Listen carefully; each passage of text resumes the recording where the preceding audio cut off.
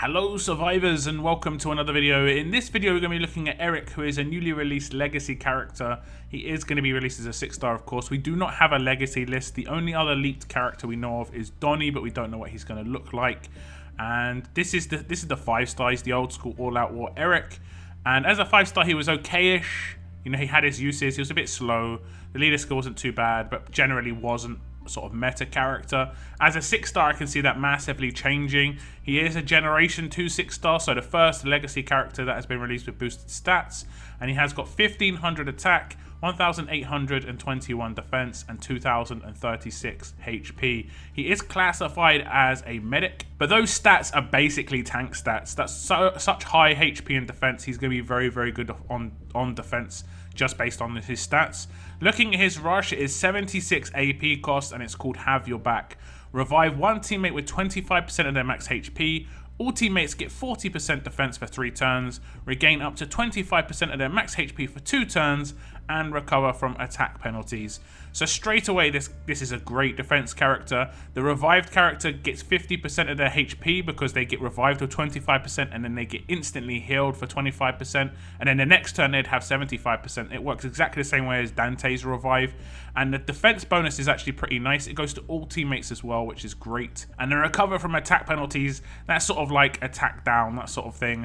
It will help you basically just have a little bit of a cleanse. But because this guy's a defense team character, I think that's obviously like the weakest part of his rush. It doesn't mean too much because generally your defense teams are going to be, especially in the current meta, just really kind of tanky, so it doesn't really matter how much damage you do. Now he has got a new active skill in terms of a combination, and as you can see the text is so small because there's so much in it, and it says recover both stun and heal reduction. Now there's obviously upsides and downsides to this. That means that he will do this whenever someone has got heal reduction on them or stun regardless. So it will happen no matter what. It does recover up to 2 teammates. I wonder though if, let's say, one character has stun and one character has heal reduction, whether it will heal both of those characters. Heal reduction is actually quite nice. I think both of these things are great to remove on defense. That obviously 100% heal reduction blocks revives.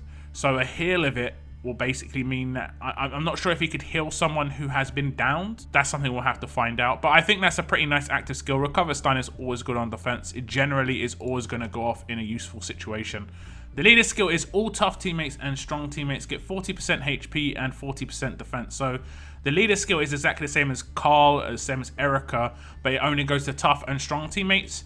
Now the good thing about tough and strong teammates is that they do protect each other. So tough will attack alert and do trait damage, and strong will attack fast and do trait damage. So you can't really come into this team and attack it and not take trait damage.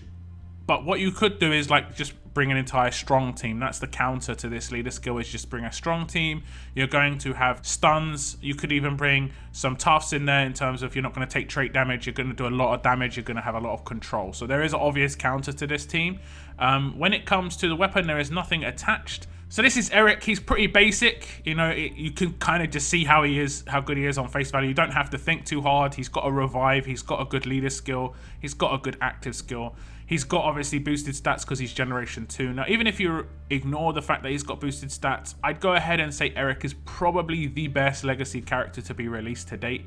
But the only problem that I see with him is that he is a defense team character. And I think that the majority of the characters that I've been seeing people pull in terms of free to play on RNG wheels, those RNG wheels are massively stacked towards defense team characters, but they don't have good attack team characters. Like, you get some people who get lucky, who'd get the odd disarm here and there. But this is where the main issue is within free-to-play, is attack team characters, in terms of being able to take out these teams quickly or just at all, pretty much. And if you've been tasting war in the last couple of months, you just know it's got progressively worse in terms of how stacked out defense teams are, in terms of revive and shield, and the meta is kind of getting stale. Very, very boring. This is kind of just adding to that. And what's worse is, obviously, while this is great for everybody, basically a lot of people are going to have Eric. So they're just going to upgrade their old 6-star characters with lower stats to this character Eric with higher stats.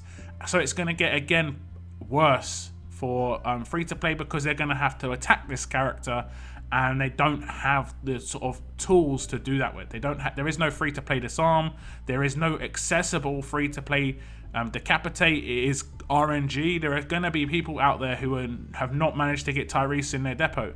They have not managed to pull him from training grounds if they've gone for training ground pulls. There's going to be people out there who have not managed to get Alpha, who isn't actually that good. I have her. She isn't actually that good, but getting Alpha from 5-star token, she's only been in there for a few months. There needs to be a good level of accessibility to attack team characters for free to play. But at the same time, I'm really happy with Eric. He is a great character. I'd probably ascend him straight away if I had him maxed out. I didn't expect him to be this good, if I'm honest. So I am pleasantly surprised, but I can see teams, because of how, you know, people can hold on to characters. I can see people running around with 3 of these, and it's not going to be too fun, if I'm honest. But that's the end of the video. That's Eric. What do you think of him as a free-to-play revive? He is, like I said, probably the best legacy character to date. It's a 6-star, and that's just it, even if we ignore his stats. But that's it, this video. Thank you very much for tuning in. And as always, guys, keep on surviving, guys. Keep on surviving.